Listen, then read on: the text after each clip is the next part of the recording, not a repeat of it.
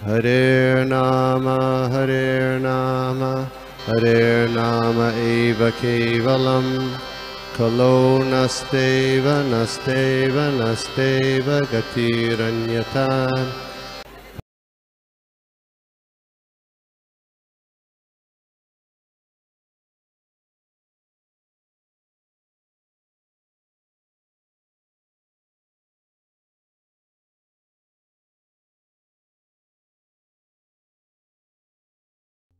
Yeah, Hare Krishna Mahaji, Dandot Pranam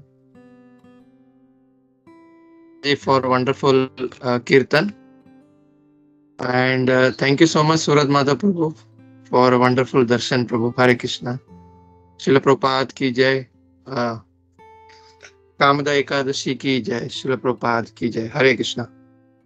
So, yeah, we will start with today's prayer. हम prayer से start करेंगे. Hare Krishna. Om Namo Bhagavate Vasudevaya. Om Namo Bhagavate Vasudevaya. Om Namo Bhagavate Vasudevaya. नारायणं नमस्कृत्यं नरं चैव नरोत्तमं देवीं सरस्वतीं व्यासं ततो जयमुदीरयेत् नष्टप्रायेषु अभद्रेषु नित्यं भागवत सेवया भगवती उत्तमश्लोके भक्तिर्भवति नैष्ठुकी नमो विष्णुपादाय कृष्णप्रेष्ठाय भूतले श्रीमते भक्तिवेदान्त स्वामिनिति नामिने नमस्ते सारस्वते देवी गौरवाणी प्रचारिणे निर्विशेष शून्यवादी पाश्चात्य देशतारिणे जय श्री कृष्ण चैतन्य प्रभु नित्यानंद श्री अद्वैत गदाधर श्रीवासादि गौर भक्त वृंदा हरे कृष्णा कृष्ण कृष्ण हरे हरे हरे राम राम राम हरे हरे. हरे कृष्ण महामंत्र की जय. श्रील प्रभुपाद की जय. गुरु महाराज की जय. हरे कृष्णा. सो आज हम जैसे कि हम हमेशा करते हैं कि हम जब भी हमारा एक चैप्टर खत्म होता है तो हम उसका रिवीजन लेते हैं. तो आज हम लोग जो हमने कल जो चैप्टर फिनिश किया था 5th चैप्टर उसका हम लोग रिवीजन करेंगे ताकि हम जब कल से जब हमारा जब 6th चैप्टर स्टार्ट होगा तो वो हमारे मतलब वो कनेक्टिविटी रहे कि हम क्या पढ़े और हम क्या अभी सुनने वाले वो हमें मतलब हमेशा याद रहेगा.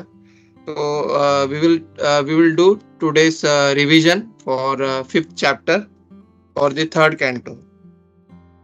तो ये जो चैप्टर था इसका जो मतलब जो शीर्षक क्या था विदुर जी और मैत्रेय मुनि का जो संवाद था वही इस चैप्टर का जो शीर्षक है. तो ये एक्चुअली ये जो है चैप्टर बहुत बड़ा है. ऑलमोस्ट 51 श्लोका है इसमें. तो ये जो चैप्टर को मतलब 5 भागों 5 इसमें हम डिवाइड कर सकते हैं इस चैप्टर को. तो पहले जो 9 श्लोक है उसमें विदुर जी मैत्रेय ऋषि को प्रश्न पूछ रहे हैं और उसका वर्णन वहां पे विदुर जी मैत्रेय ऋषि को पूछ रहे कि ना आप ये जो मेरे जो प्रश्न है उसका आप मुझे उत्तर दीजिए करके वहां पे वो 9 श्लोक में पूछ रहे. फिर 10 से जो 16 श्लोक है उसमें विदुर जी क्या कर रहे हैं कृष्ण कथा का बारे में वर्णन करने के लिए बोलते हैं मैत्रेय मुनि से. फिर 17 से 21 जो श्लोक है उसमें मैत्रेय ऋषि विदुर जी का वहां पे सम्मान कर रहे हैं. उनका गुणगान कर रहे मैत्रेय ऋषि विदुर जी का. फिर 22 से जो 38 श्लोक है वहां पे हम देखते हैं कि जितने भी ये सृष्टि का निर्माण हुआ वो मैत्रेय ऋषि विदुर जी को बता रहे हैं. फिर लास्ट में जो 39 से 51 जो श्लोक है उसमें ये सारे जो देवतागण है वो भगवान से प्रार्थना कर रहे और उनको वो प्रार्थना अर्पण कर रहे. तो ये टोटल इसको 5 भागों में हम लोग डिवाइड कर सकते हैं इस चैप्टर को. तो ये जो पहला जो 9 जो श्लोक है उसमें क्या क्या हम लोग टॉपिक कवर किए. तो यहाँ पे ये बताया जा रहा है कि विदुर जी जो थे जिन्होंने अपनी भक्ति से अपना जीवन सार्थक किया था उसके लिए अगर फर्स्ट श्लोक अगर हम देखते हैं उसमें एक बताया गया कि अच्युत भाव सिद्धा. तो यहाँ पे विदुर जी को क्या बताया जा रहा है अच्युत भाव सिद्धा मतलब उन्होंने भक्ति मार्ग से अपना पूरा जीवन सार्थक किया है और अभी वो मैत्रेय ऋषि से हरिद्वार में वो मिल रहे हैं.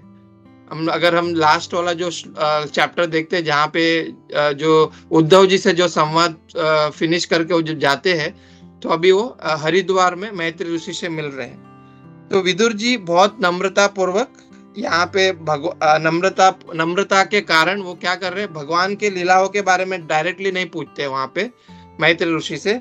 वो ऐसा चीज पूछ रहे हैं जिससे जो सामान्य जो लोग हैं, जो हम जैसे सामान्य जो लोग हैं, जो बहुत मुश्किल से इस धरातल पर अपना जीवन व्यतीत कर रहे हैं, तो उनके कल्याण के हेतु के लिए वो विदुर जी मैत्री ऋषि से उस तरह से वो प्रश्न पूछ रहे हैं। फिर दूसरा जो श्लोक है उसमें मतलब ये बहुत इंपॉर्टेंट श्लोक है। उसमें ऐसा वर्णन आ रहा है कि सुखाय कर्माणि करोति लोक, मतलब जो भी जितने भी लोक में जो भी जीव जो है वो बहुत मेहनत कर रहे हैं सिर्फ और सिर्फ किसके लिए? सुख के लिए। पर उसी श्लोक में क्या बोलते हैं कि न ते सुखम पर, मतलब वो उनको सुख तो मिलता नहीं है और उनको संतुष्टि भी नहीं मिलता है, सिर्फ और सिर्फ दुख मिलता है। तो उस तात्पर्य में प्रभुपाद जी हमको समझाते हैं, एक भजन के द्वारा वो समझा रहे प्रभुपाद जी हमें कि हमें मतलब जीव को क्या सिर्फ और सिर्फ आनंद चाहिए, और वो उस आनंद के लिए यहाँ पे वो घर बनाते हैं, फिर दुर्भाग्यवश वो घर क्या जल जाता है। तो उसी तरह से ये जो प्रकृति का नियम है कि हम भौतिक जगत में अलग अलग तरीकों से हम सुख होना चाहते हैं, पर हमारा जो सारी इच्छा है वो पूरा जैसे वो घर को कैसे आग लग जाता है, उसी तरह से हमारा ये जो जितने भी हम इच्छा करते हैं और हम यहाँ पे सुख प्राप्त करने की खोज में, वो पूरा मतलब उसका पूरा उल्टा हो जाता है, मतलब वो आग लगाने के समान हो जाता है। क्योंकि भगवान जैसे बोलते हैं ना कि दुखालयम अशाश्वतम, तो वो प्रभुपाद जी अपने तात्पर्य में समझाते हैं। और फिर आगे थर्ड श्लोक में, मतलब आगे के जो श्लोक में भगवान को वहां पे जनार्दन करके बोल रहे हैं मैत्री विदुर जी वहां पे। तो इस मतलब अगर हम कैसे इस दुख से पार हो सकते हैं, तो वो जो थर्ड श्लोक में वहां पे बताया जा रहा है कि जो कोई भगवान कृष्ण, जो कोई भगवान जनार्दन का शरण ग्रहण करते हैं, तो वो पूरे दुख से वो पार हो सकते हैं। तो वो थर्ड श्लोक में समझाते हैं कि यहाँ पे बताया जा रहा है कि ये क्यों हो रहा है, क्योंकि बहुत लोग जो है, जो जीव जो है भगवान से विमुख हुए, मतलब भगवान के तरफ नहीं देख रहे, भगवान से विमुख वो अपने कार्य कर रहे, और वो जितने भी अधर्म है उसको अपने जीवन में ले लिए, तो उसके वजह से अभी उनको सिर्फ और सिर्फ कष्ट वही भोगना पड़ रहा है। तो प्रभुपाद जी अपने तात्पर्य में समझाते कि ही इज ऑलवेज अनहैप्पी, ऐसा नहीं कि वो कभी कभार दुख होगा, ऐसा नहीं है, ही इज ऑलवेज अनहैप्पी। वो जब तक भगवान से विमुख होगा, भगवान कृष्ण से विमुख होगा, वो तब तक वो हमेशा दुख वो भोगता रहेगा। तो वो प्रभुपाद जी अपने तात्पर्य में समझाते। फिर आगे विदुर जी जो है मैत्री ऋषि से बोल रहे हैं कि आप मुझे भक्ति कैसे करना चाहिए उसके बारे में ज्ञान दीजिए, और भगवान का जो स्वरूप है उसके बारे में वर्णन कीजिए, ऐसा विदुर जी मैत्री ऋषि से बताते हैं। तो प्रभुपाद जी यहाँ पे बोलते हैं कि हर एक जो जीव है उनके हृदय में भगवान निवास करते हैं, और वो हमेशा भगवान के धाम जाने के लिए वो पूरी तरह से वो मदद कर रहे हैं। जीव के हृदय में भगवान विराजमान है, और वो हमेशा हमें मदद करते हैं कि हम ताकि भगवत धाम जा सके। तो इसके लिए प्रभुपाद जी अपने तात्पर्य में समझाते हैं कि भगवान क्या है, एक चैत्य गुरु के समान है, वो हमेशा हमें मार्गदर्शन देते रहते हैं। तो वो प्रभुपाद जी अपने तात्पर्य में समझा रहे हैं।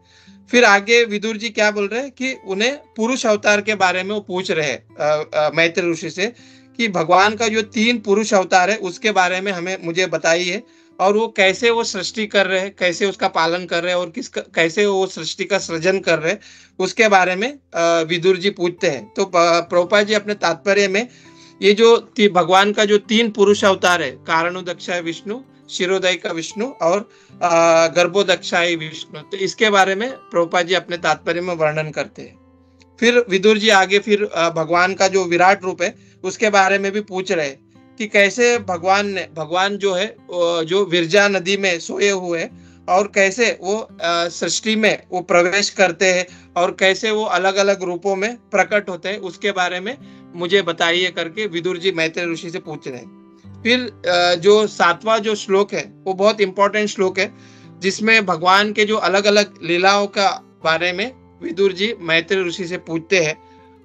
जो जो बहुत मतलब जो भगवान की लीलाओं के बारे में सुनना मतलब बहुत शुभ और कल्याणकारी है।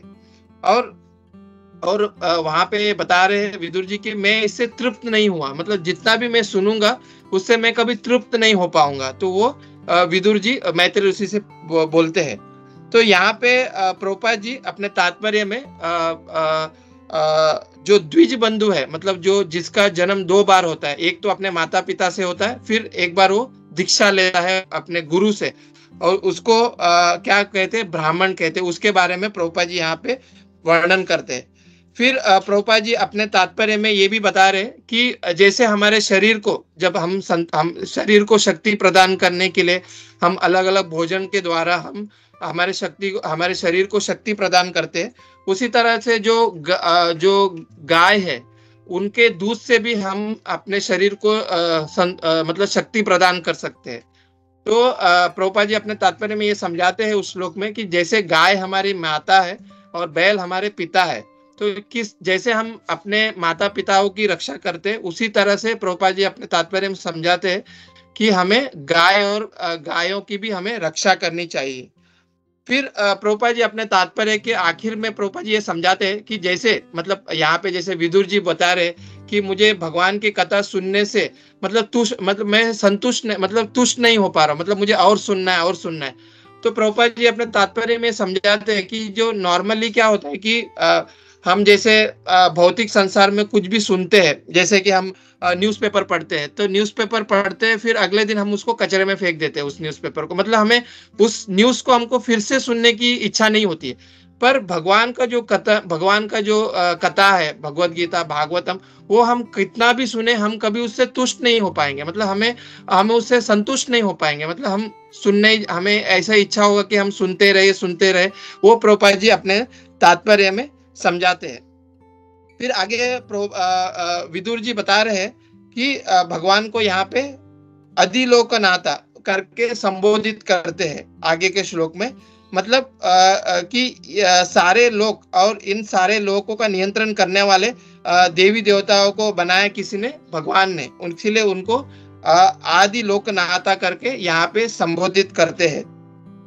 तो जीव को भी जो जीव है उनको भी भगवान बनाते हैं और वो अलग अलग गुणों से प्रभावित होके इस जगत में रहते हैं। तो उसके बारे में मुझे बताइए करके विदुर जी मैत्रेय ऋषि से पूछते हैं। फिर आगे विदुर जी ब्रह्मा जी के बारे में पूछ रहे कि कैसे ब्रह्मा जी इस प्रकृति को बनाए। फिर अलग अलग गुणों के बारे में विदुर जी वहां पे पूछते हैं। तो ये जो 9 श्लोक है इसमें विदुर जी मैत्रेय ऋषि से प्रश्न पूछ रहे हैं। फिर आगे जो 10 से जो श्लोक है, आई थिंक 10 to 16 जो श्लोक है, उसमें विदुर जी कृष्ण कथा के बारे में पूछ रहे हैं। तो यहाँ पे विदुर जी ये बता रहे हैं कि हालांकि जो व्यासदेव जी है वो उनके विदुर जी के जो पिता है व्यासदेव जी, तो उन्होंने काफी बार व्यासदेव जी से ये सब के बारे में सुना हुआ है, मानव समाज के कल्याण के लिए ये सब के बारे में उन्होंने सुन चुके हैं। पर जो कृष्ण कथा है उसका जो विषय है उससे अभी मतलब वो अभी तक वो सुन नहीं पाए, उससे वो तुष्ट नहीं हो पाए।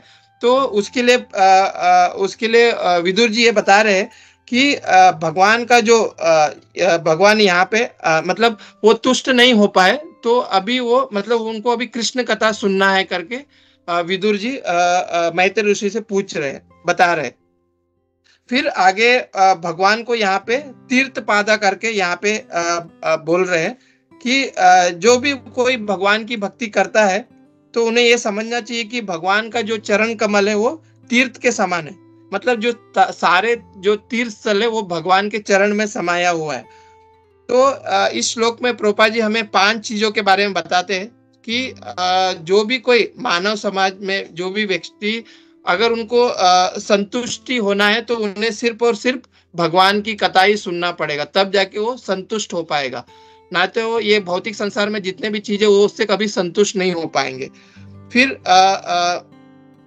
फिर ये बताते हैं कि सिर्फ और सिर्फ भक्त उनको समझ सकते हैं। प्रभुपाद जी अपने तात्पर्य में समझाते हैं कि ना सिर्फ भगवान को कौन समझ सकते हैं, सिर्फ भक्त ही उनको समझ सकते हैं।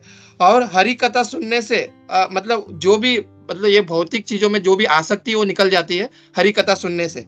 फिर पांचवा है कि भगवान का चरण क्या है, तीर्थ के समान है।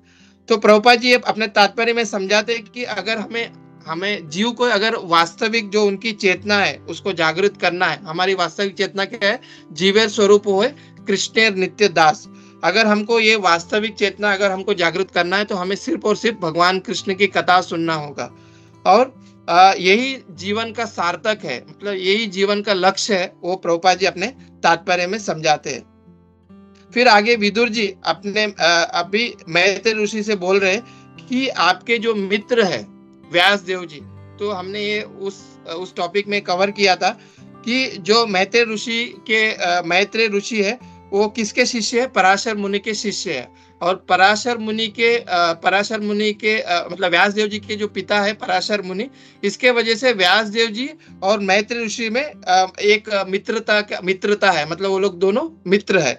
तो ये बोल रहे हैं विदुर जी यहाँ पे कि व्यास देव जी जो है उन्होंने जो पूरा जो महाभारत की जो रचना की है वो सिर्फ और सिर्फ किसके उद्धार के लिए किया हुआ है कि ये जो जीव जो है, ये जो भौतिक इसमें जो जीव है वो इससे आकर्षित होए, उसके लिए उन्होंने महाभारत का रचना किया। तो प्रभुपाद जी ये बोलते हैं कि जीव जो है मतलब बहुत सारे अलग चीजों में वो लगे रहते हैं, मतलब बहुत सारे भौतिक चीजों में लगे हुए हैं। इसके वजह से ये जो व्यास देव जी ने ये जो महाभारत की वगैरह रचना की है ताकि ये जो जीव है वो मतलब भगवान के तरफ आकर्षित हो, इसकी वजह से उन्होंने महाभारत की रचना किया करके विदुर जी ये बता रहे हैं वहां पे। फिर आगे विदुर जी ये बताते हैं कि ये जो कृष्ण कथा सुनने से क्या लाभ होता है। तो प्रभुपाद जी हमें वहां पे ये समझाते हैं कि 3 चीज हमको लाभ होता है जब हम कृष्ण कथा सुनते हैं। एक तो क्या है, हम पूरी तरह से संतुष्ट हो जाते हैं, और दूसरा क्या है कि हमारे जीवन में जो भी दुख आता है उसका निवारण होता है जब हम कृष्ण कथा सुनते हैं। फिर तीसरा है कि हम आध्यात्मिक आनंद का लाभ लेते हैं, जब हम कृष्ण कथा सुनते हैं तो हम आध्यात्मिक ओर बढ़ते हैं। तो वो प्रभुपाद जी अपने तात्पर्य में समझाते हैं। फिर प्रभुपाद जी अपने तात्पर्य में बताते हैं कि हमको कि इसके लिए हमको क्या करना होगा। अगर हमको कृष्ण कथा सुनना है तो हमको क्या करना होगा, हमें थोड़ी सी सिंसेरिटी दिखानी होगी कि हमको अपने तरफ से हमको थोड़ा सा प्रयास करना होगा, तो तब जाके हम कृष्ण कथा सुन पाएंगे। और ये बता रहे कि जो भगवान को जब हम कृष्ण कथा सुनते हैं तो हम साक्षात भगवान का दर्शन करके प्रभुपाद जी अपने तात्पर्य में सुनते हैं, तात्पर्य हमको बताते हैं। और प्रभुपाद जी हमें क्या बता रहे कि जो शुद्ध भक्त है वो क्या करते हैं, हमेशा भगवान का जो कृष्ण कथा सुन के हमेशा वो भगवान के जो चरण कमल है उसका वो आश्रय लेते हैं, सिर्फ और सिर्फ कृष्ण कथा सुनने के मात्र से। तो वो प्रभुपाद जी अपने तात्पर्य में समझाते हैं।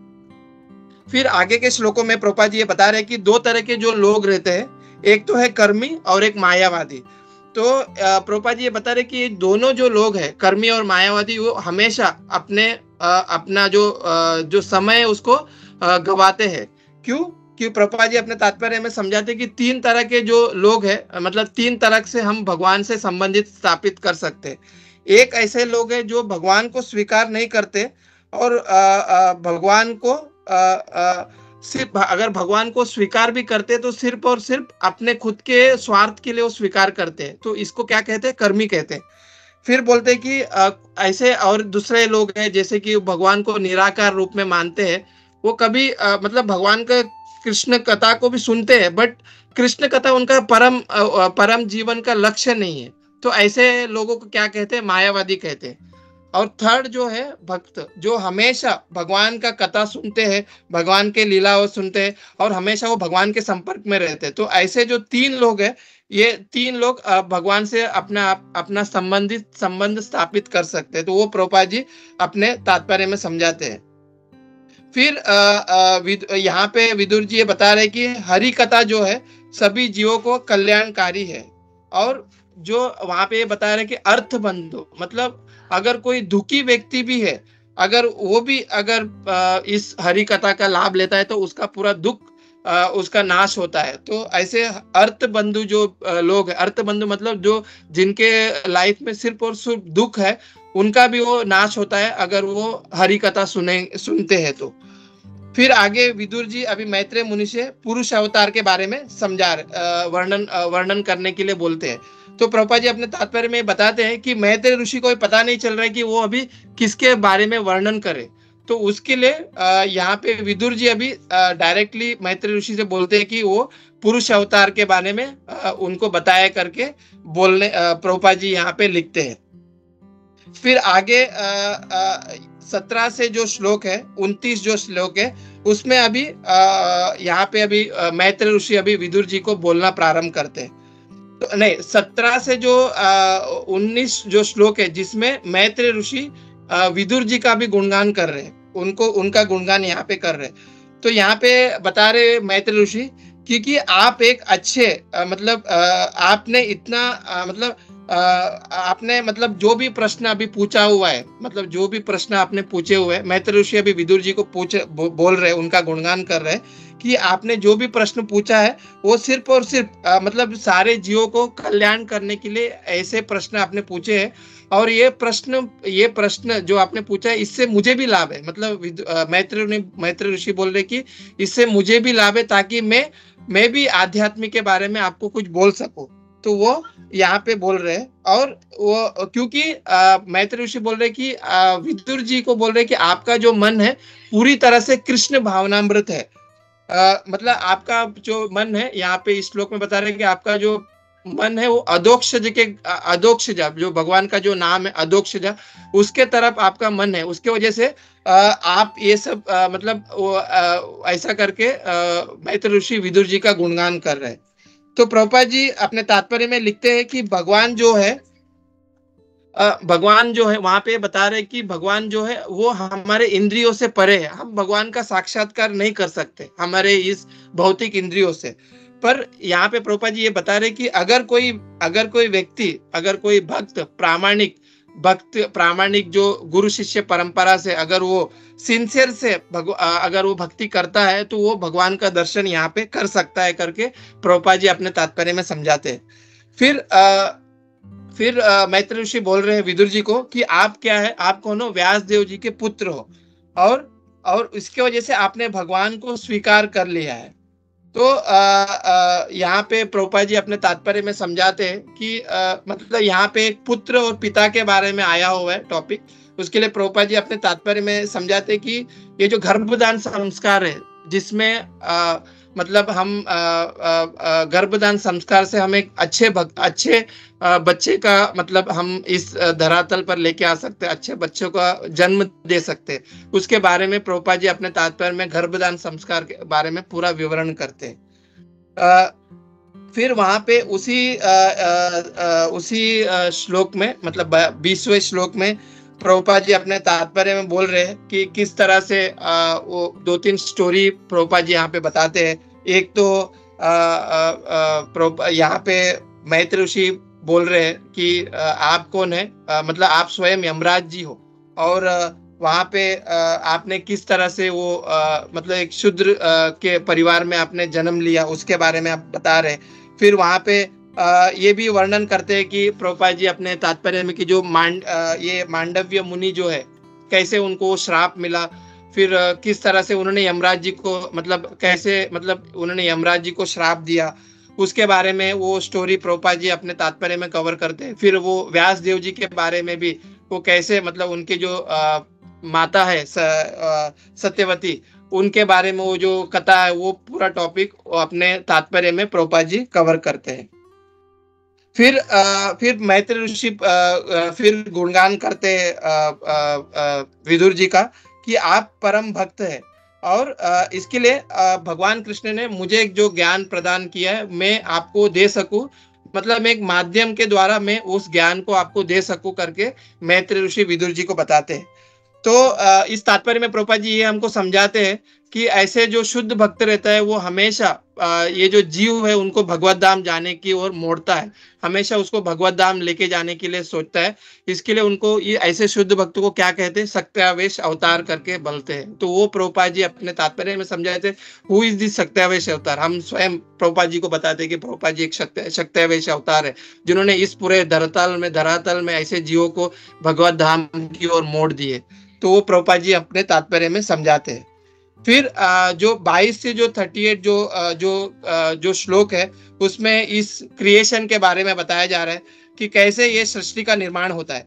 तो पहले पुरुष अवतार के बारे में वर्णन करते हैं और सृष्टि का निर्माण होता है, सृष्टि कैसे चलता है और सृष्टि का कैसे मतलब ये जो भगवान की जो योग माया शक्ति से सृष्टि का उत्पन्न होता है उसके बारे में वर्णन करते हैं। फिर भगवान सृष्टि से पहले कोई नहीं था, सिर्फ और सिर्फ क्या भगवान थे, तो उसके बारे में मैत्रेय ऋषि बता रहे विदुर जी को।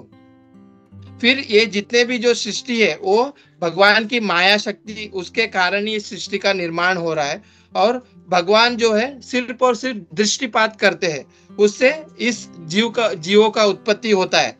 तो प्रभुपाद जी ये अपने तात्पर्य में बोलते हैं कि ये जो सृष्टि जो यहाँ पे जो ये जो जीव के ये धरातल जो बनाया हुआ है, ये जो सृष्टि की रचना किया हुआ है सृष्टि को, तो ये सिर्फ और सिर्फ क्यों किसके लिए किया है कि जीव इस धरातल पर आए और भगवान की भक्ति करके वो भगवान धाम वापिस जा सके।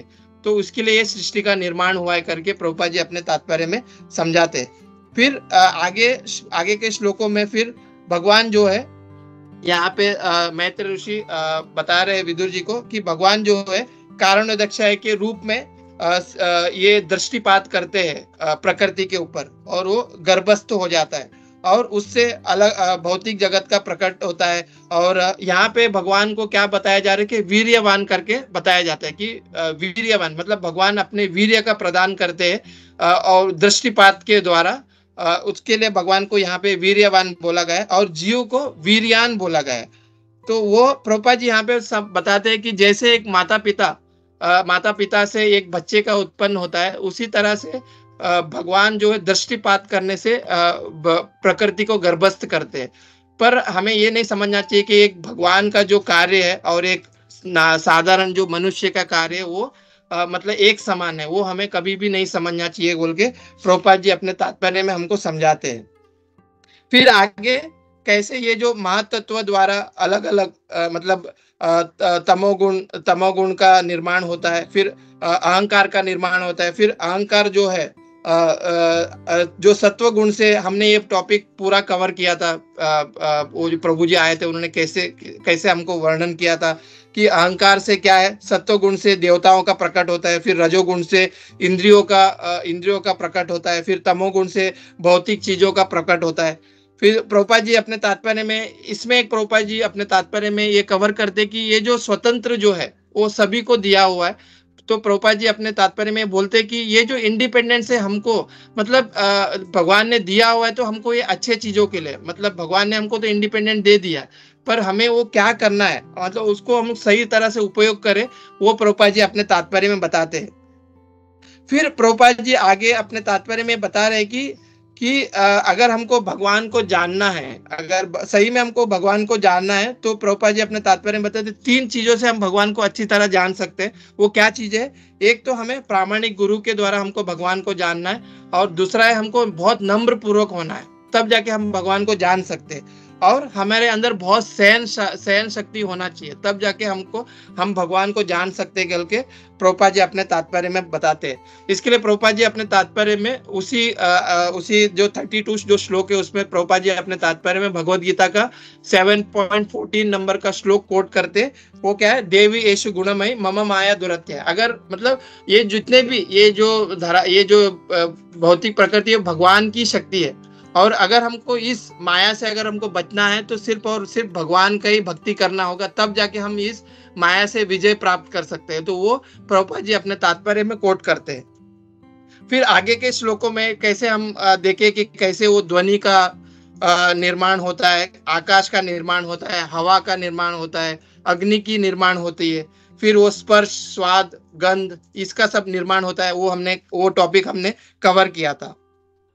तो प्रभुपाद जी अपने तात्पर्य में एक बहुत अच्छी बात यहाँ पे बता रहे कि अगर हम कोई पेंट को देखते हैं, तो हम जब पेंट को देखते हैं तो हमको ये पता चलता है कि ये जो पेंट करने वाले पेंट जो दिख रहा है, एक पेंटिंग को अगर हम देखते हैं तो हमको ये पता चलता है कि ये पेंटिंग के पीछे कोई पेंटर है, तब जाके हम समझ सकते हैं कि उसके वजह से ये इतना अच्छा पेंटिंग बना हुआ है। तो उसी तरह से प्रभुपाद जी अपने तात्पर्य में बता रहे कि जो भी ये जो सृष्टि है, इसके पीछे कोई ना कोई है, तब जाके ये सृष्टि का सृजन पालन सब हो रहा है बोल के प्रभुपाद जी अपने तात्पर्य में बताते हैं। फिर जो आखिरी जो श्लोक है 38 में, यहाँ पे देवता जो है उनका निर्माण तो हुआ है, पर उनको अलग अलग कार्य भी उनको सौंपा गया है भगवान ने, पर उसके लिए भगवान की जो शक्ति है उसका उनको अभी जरूरत है। तो उसके लिए यहाँ पे देवतागण क्या करते हैं, यहाँ पे देवतागण अभी भगवान की प्रार्थना कर रहे हैं। तो प्रभुपाद जी अपने तात्पर्य में समझाते हैं कि देवतागण जो है, जो देवी देवता है, उनको हमें रिस्पेक्ट करना चाहिए, हमें उनको सम्मान देना चाहिए। पर जो कोई भगवान और देवता जो है उनको एक लेवल में देखते हैं तो उनको क्या कहते हैं, प्रभुपाद जी अपने तात्पर्य में बोलते हैं कि उनको पाषंडी कहते हैं।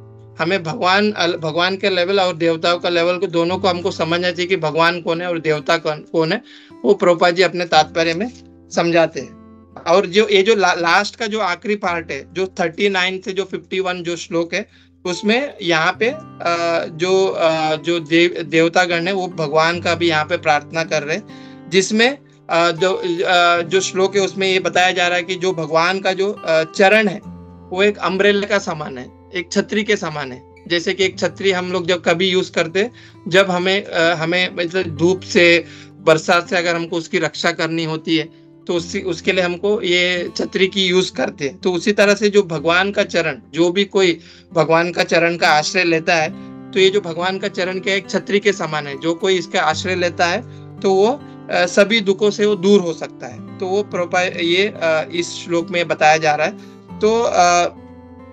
तो इस श्लोक में प्रभुपाद जी अपने तात्पर्य में बता रहे हैं कि जो देवी देवता है उनको सब कुछ पता है। ये जो भी अभी देवतागण अभी यहाँ पे प्रार्थना कर रहे हैं, तो ये कोई साधारण व्यक्ति नहीं। तो प्रभुपाद जी अपने तात्पर्य में समझाते कि ये जो देवतागण है उनको पास्ट, प्रेजेंट, फ्यूचर सब कुछ पता है। तो they are not any ordinary person. तो वो प्रभुपाद जी अपने तात्पर्य में समझाते हैं। फिर यहाँ पे आगे ये बता रहे हैं कि जो कोई भी भगवान की भक्ति करता है, जो कोई उनसे क्या होता है कि उनको ज्ञान प्राप्त होता है, और जिससे तापत्र है, ये जो 3 ताप है, कौन से ताप है, आध्यात्मिका, आदि दैविका और आदि भौतिका, जो क्लेश है उससे वो दूर हो सकता है। ये जो तीनों क्लेशों से जब कोई भगवान के जो चरण का आश्रय लेता है। फिर आगे प्रभुपाद जी ये बता रहे कि भगवान का जो पाद है वो तीर्थ के समान है। जो हमने पहले भी कवर किया था, वो श्लोक फिर से यहाँ पे फिर से एक बार 41 श्लोक में आ रहा है, जो एक तीर्थ के समान है। और भगवान के जो चरण है वो पूरे तीर्थों का, मतलब जो पूरा तीर्थ जो है वो भगवान के चरण में समाया हुआ है। तो यहाँ पे प्रभुपाद जी अपने तात्पर्य में बहुत मुख्य एक पॉइंट बता रहे कि ये जो शास्त्र है वो मतलब एक पक्षी के रूप में, मतलब उनका जो पक्षी जैसा पंख फैलाता है, उसी तरह से ये जो शास्त्र भी उसी तरह से है। और ये यहाँ पे बता रहे कि हमें माता गंगा का भी यहाँ पे शरण लेना होगा। वो प्रभुपाद जी अपने तात्पर्य में समझाते हैं। और इससे क्या होता है कि हम पूरे पाप से मुक्त हो सके, तो जी अपने तात्पर्य में समझाते हैं। और जो कोई भगवान के चरण कमल का आश्रय लेते हैं, और आगे के श्लोक में बताते हैं कि उन्हें ज्ञान और वैराग्य का प्राप्ति होते हैं। तो उस श्लोक में प्रभुपाद जी धीर व्यक्ति के बारे में बता रहे कि धीर व्यक्ति कौन है, मतलब जो कोई मतलब इस सबको, मतलब ये जितने भी दुख को मतलब बहुत मतलब दृढ़ता पूर्वक संभालता है, उसको धीर व्यक्ति कहते हैं। वो प्रभुपाद जी अपने तात्पर्य में समझाते हैं। फिर लास्ट के आई थिंक ओनली 2 या 3 श्लोक इज लेफ्ट, उसमें प्रभुपाद जी ये बता रहे हैं कि जो कोई भगवान का जो चरण कमल का आश्रय लेता है वो अभय होता है, उनको अभय की प्राप्ति होती है और उन्हें भगवान का ज्ञान प्राप्त होता है। और ये बता रहे कि योग्य हो या ना हो, फिर भी वो भगवान कृष्ण की शरण ले सकते हैं। वो 44 श्लोका से 47 श्लोका तक बता रहे हैं इसमें कि योग्य हो या ना हो, फिर भी हम भगवान कृष्ण की शरण ले सकते हैं। फिर आखिरी के जो 3 श्लोक है 48, 49 और 50 और 51 श्लोक में देवतागण अभी भगवान से आखिर में प्रे कर रहे कि ये जो कुछ आपने ये जो सृष्टि किया है, इसके लिए जो कुछ सामग्री की जरूरत है, इसके लिए आप हमें शक्ति प्रदान करें, ताकि हम ये जो भी जीव को हम वो प्रदान कर सके। और आखिर में बता रहे कि आप हमें पूर्ण ज्ञान दीजिए और हमें शक्ति प्रदान करें, ताकि हमको जो आपने रोल दिया हुआ है, हमको जो आपने अलग अलग कार्यों के लिए हमको आपने रोल दिया है, हम सही से निभा सके करके देवतागण वहां पे भगवान से प्रार्थना कर रहे। तो यहाँ पे इस अध्याय को हम यहाँ पे समाप्त करते हैं, जिसमें देवतागण जो है भगवान से भी प्रार्थना कर रहे हैं। तो ये यहाँ पे अभी ये अध्याय यहाँ पे समाप्त होता है। तो हालांकि ये बहुत बड़ा चैप्टर है, बट मैंने कोशिश किया कि मतलब चैप्टर को कवर कर सको। या देयर आर सो मेनी, मतलब बहुत कुछ यहाँ पे छूटा हुआ है, बट समय के कारण उसको यहीं पे मैं अभी अपनी वाणी को विराम देता हूँ। हरे कृष्णा। श्रील प्रभुपाद की जय, गुरु महाराज की जय, सभी एकत्रित भक्त वृंद की जय। हरे कृष्णा।